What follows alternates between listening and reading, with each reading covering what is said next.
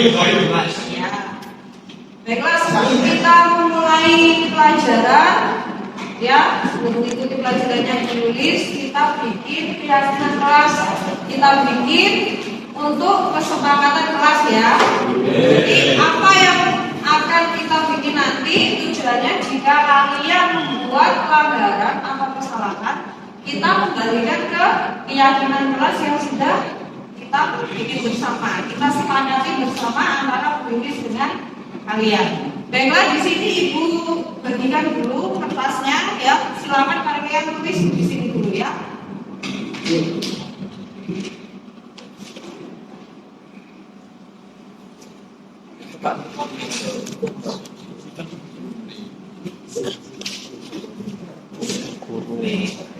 Oh, TikTok aja.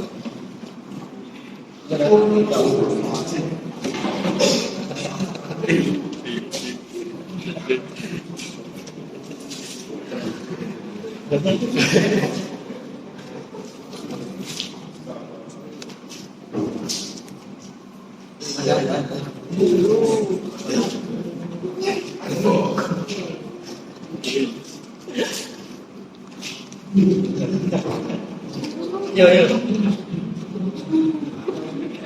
Iya, kono nang kamu kayak.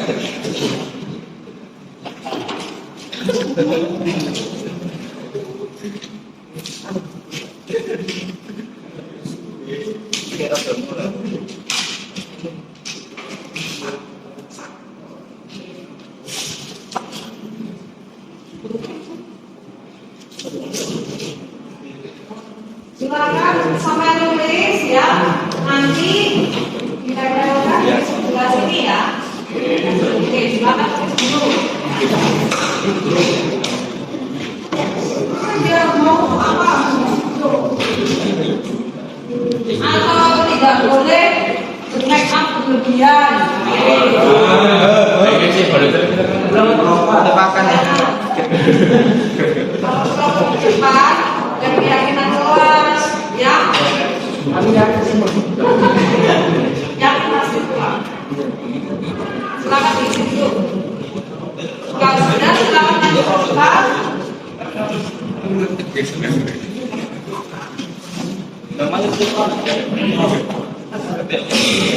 Satu aja.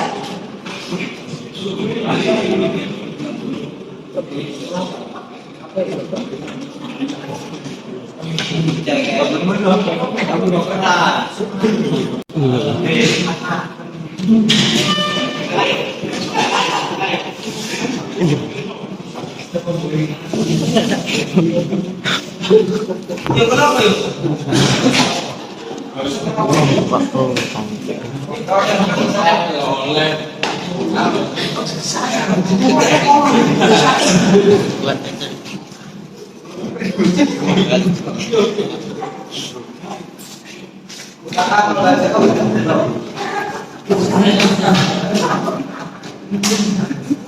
Tidak boleh terkeliling tidak.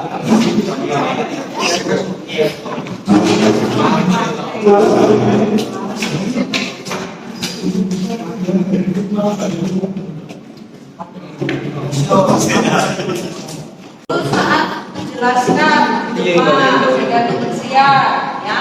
Jadi yang pertama di sini data tempat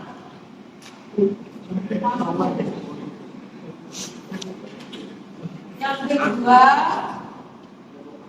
menjaga Fasilitas. kebersihan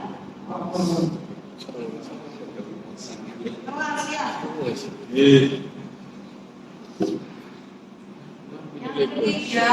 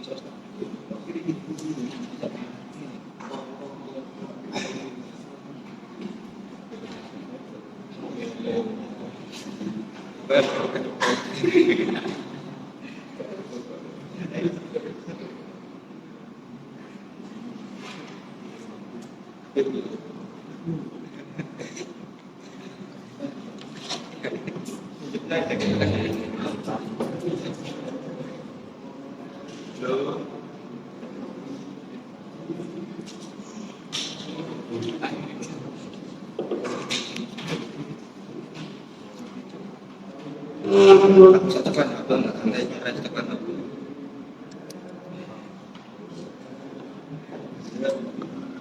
Udah ya. Baiklah, di sini dari apa yang kalian sukakan, di sini saya menjadikan realisasi ke kita bahwa datangnya harus tepat waktu, menjaga setiap kelas. Jadi yang mempunyai jadwal tiket sebelum datang harus dibersihkan. Dan kalau di kelas ada bungkus, mau minuman, mau permen, mau apa, silakan diambil, tidak perlu menunggu yang tiket, ya kan? Terus nanti kalau tidak ingin seperti itu, jadi habis minum, habis makan harus dibuang di tempat sampah. Nah yang ketiga, jika ingin menyampaikan pendapat maka tangan terlebih dahulu supaya tidak berisik di kelas. Itu tujuannya ya. Yang keempat, menjaga kebersamaan, solidaritas dan kekompakan di kelas. Tujuannya apa? Supaya kalian kompak, tidak ada saling membuli. Ya, karena kalau kita membuli itu apa efeknya? Kena mental. Jadinya apa? Kalau ada apapun itu kekurangannya, kita harus memahami kekurangan dia ya. Gak boleh kita itu, mas kamu bodoh, oh kamu lemot, oh kamu gini, aku sudah mau berteman dengan kamu. Gak boleh seperti itu ya. Terus yang kelima di sini adalah mendengarkan di saat guru menjelaskan materi pelajaran. Supaya apa? Kalau guru menjelaskan, sampean ikut nimbrung, sampean ikut gosip cuma aja. Karena apa? Nanti temannya yang ingin benar-benar belajar itu tidak akan bisa menerima pelajaran itu ya. Udah ya, kita sudah sepakat. Kalau begitu kita lanjutkan untuk pelajaran selanjutnya. Oke, assalamualaikum warahmatullahi wabarakatuh.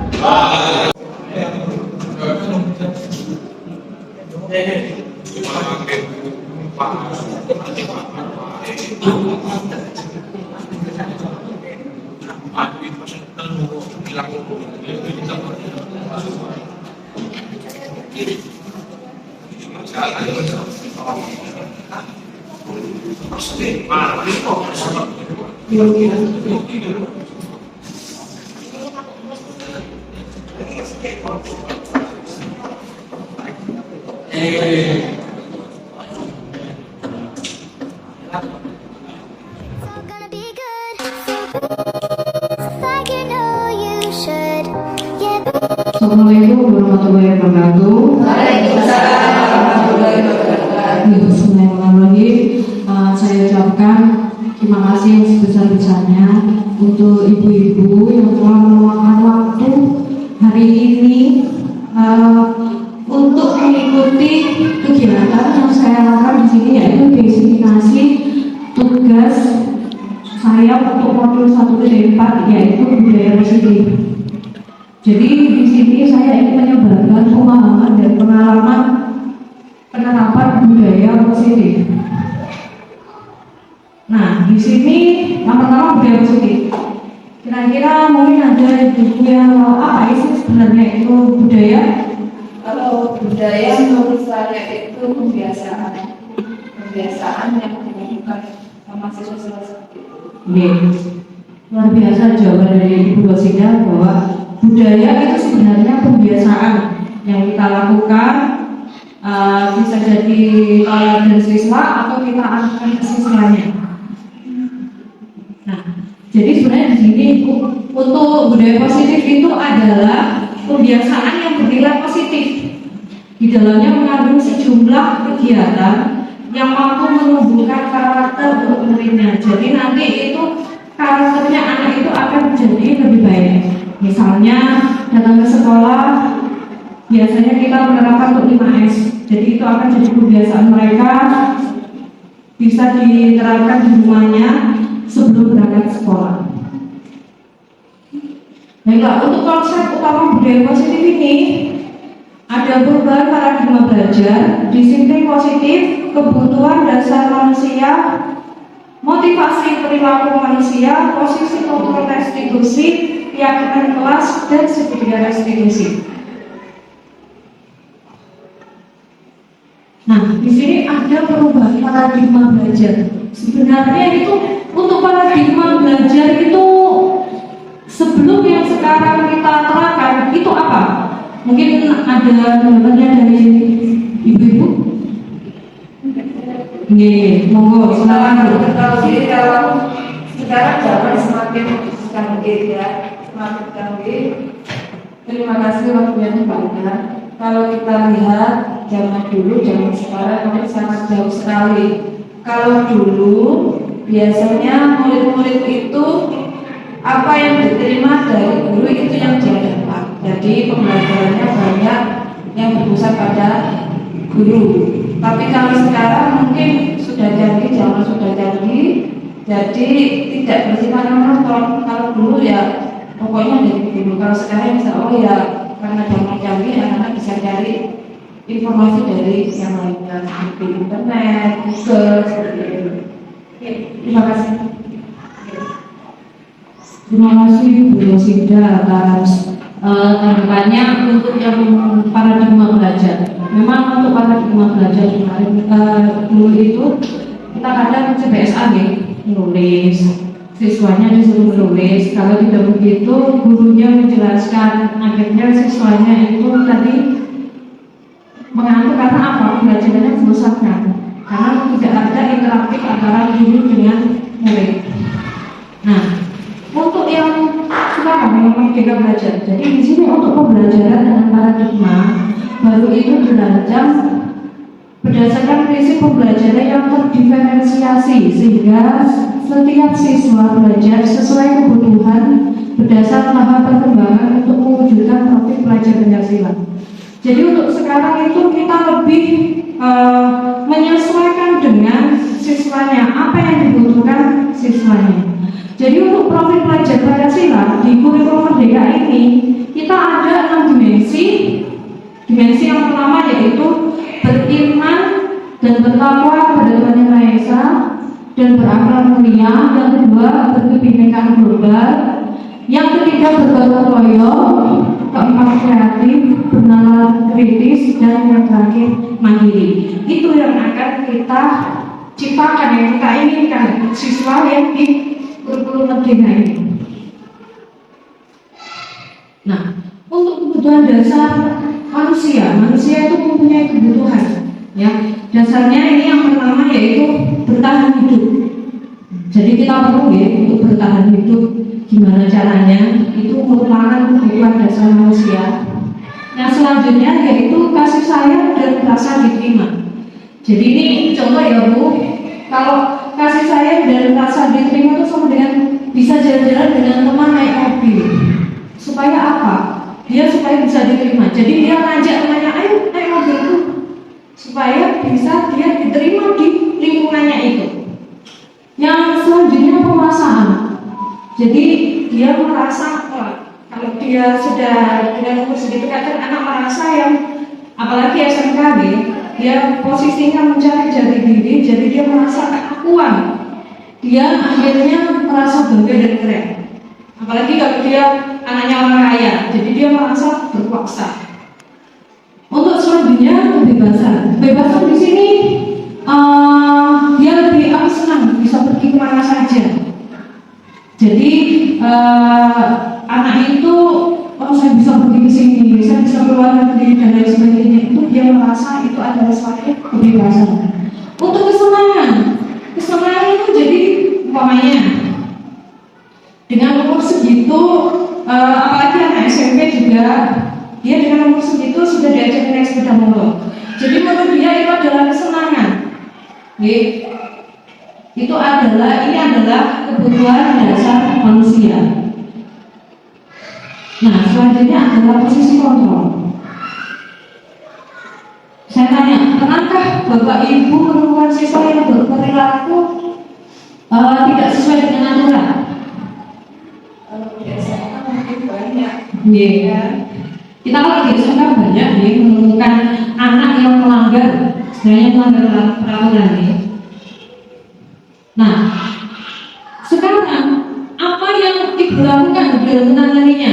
Mungkin untuk siswa yang melanggar kira-kira apa yang dilakukan? Cara penanganannya gimana? Mungkin Bu Desi mau itu. Kalau saya sih untuk terima kasih.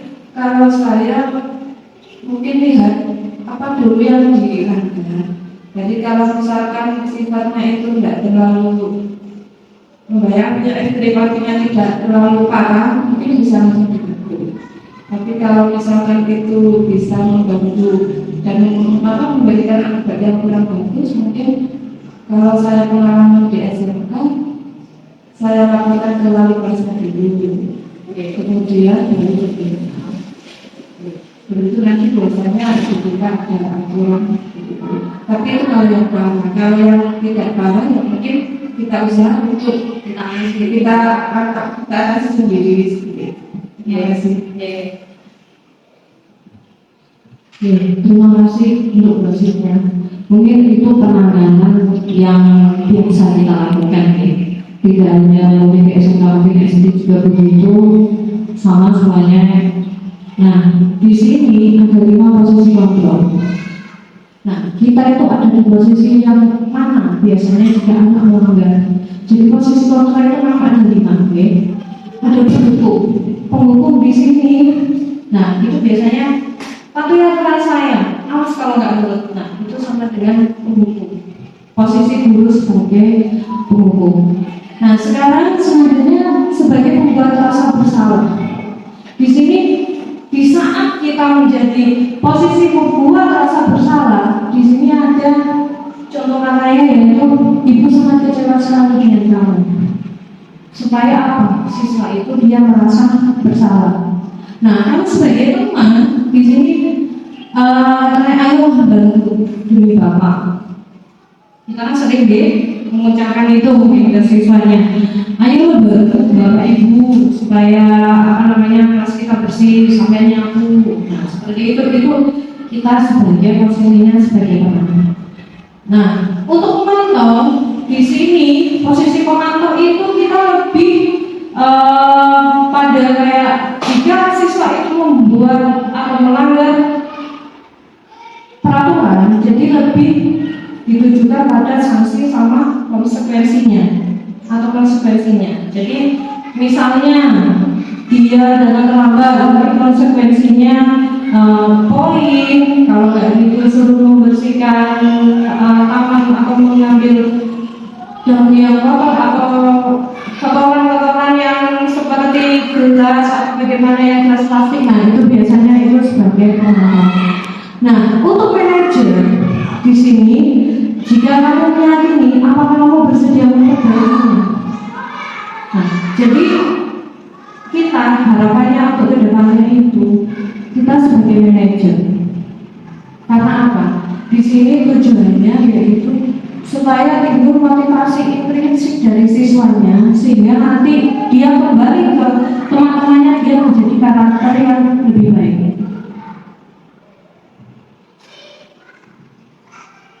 Nah, ini untuk segitiga restitusi. restitusi ini adalah menurut dosen proses menciptakan kondisi bagi murid untuk memperbaiki kesalahan sehingga mereka bisa kembali pada kelompok dengan karakter yang lebih baik.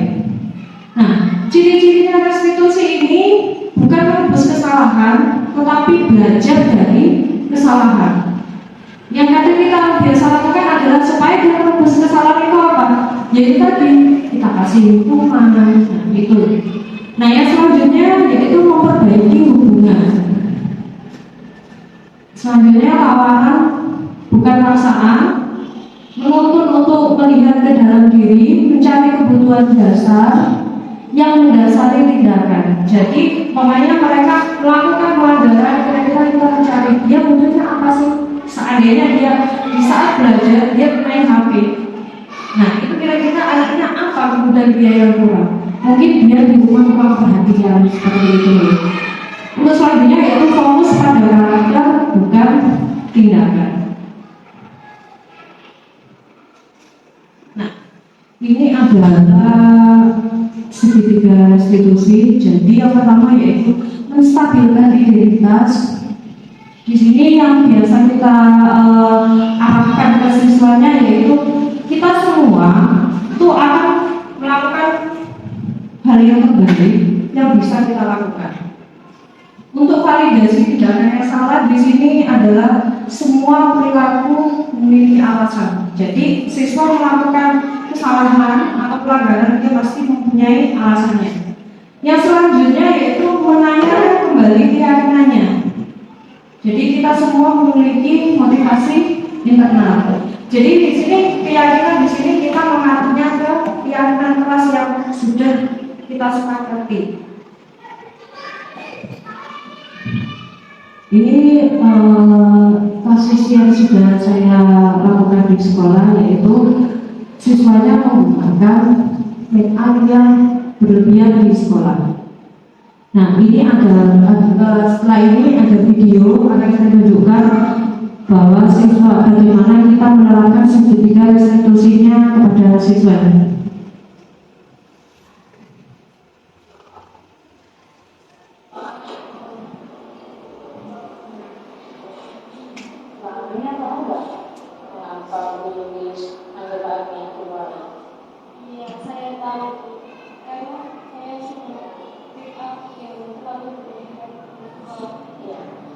Aku itu sebenarnya boleh, alasannya nggak aneh kan kenapa? Supaya oh iya, sebenarnya kamu mau ditarik sama mbak ini apa? Contoh yang di sini atau bagaimana? Atau sebenarnya belum punya pacar? Belum punya pacar. Nah sekarang apa keyakinan di kelas kita tentang mereka?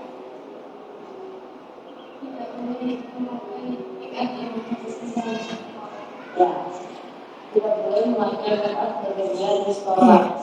Terus apa yang akan mbaknya lakukan?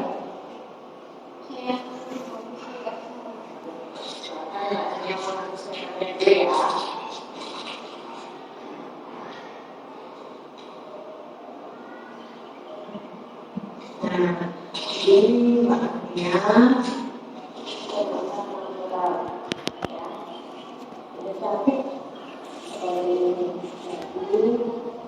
sebenarnya memakai make-up itu adalah tujuan sendiri di acara tertentu. Nah sekarang apa yang akan mbaknya lakukan untuk jadi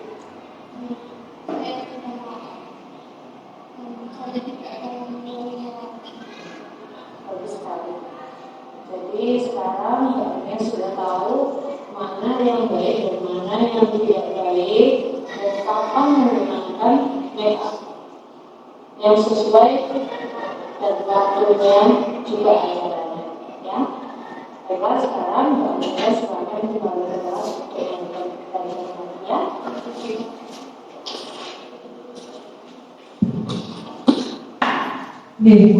Itu tadi adalah penerapan dari segitiga restitusi ini. Jadi kita lebih bertanya dulu kepada siswanya. Untuk menstabilkan identitasnya kita tanya dulu apa yang membuat dia itu melakukan itu. Siswa kan sekarang kan anak SMK sudah dan kalau kayak gitu dia bersolek lah, karena masa itu adalah masa peralihan ya. Nah, untuk selanjutnya ini adalah refleksi dari siswanya.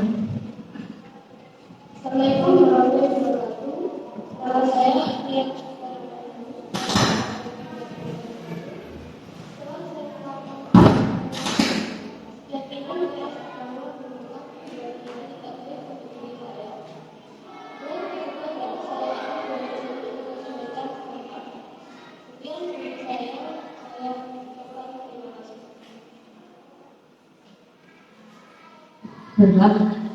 untuk selanjutnya ini adalah siswa saya, dia minum sampai pakai.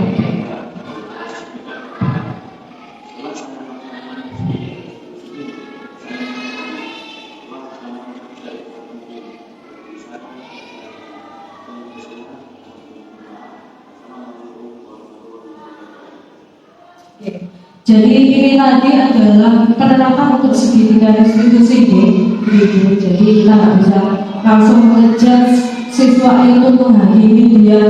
Oh kamu begini, kamu langsung itu ya, buang ya, kamu habis ini lari ya, tidak bisa. Kita harus menanyakan dulu mengapa dia seperti ini, mengapa dia minum di bengkel misalnya seperti itu. Okay? Nah, itu tadi adalah diskriminasi dari saya yang sudah saya paparkan. Jadi semoga nantinya itu memang bisa mengena di ibu-ibu semua. Mungkin di sini saya ingin refleksi dengan pendapatnya ibu untuk hari ini pemaparan dari budaya positif saya yang saya paparkan ini. Saya sama dia apa ya, saya kirim ya.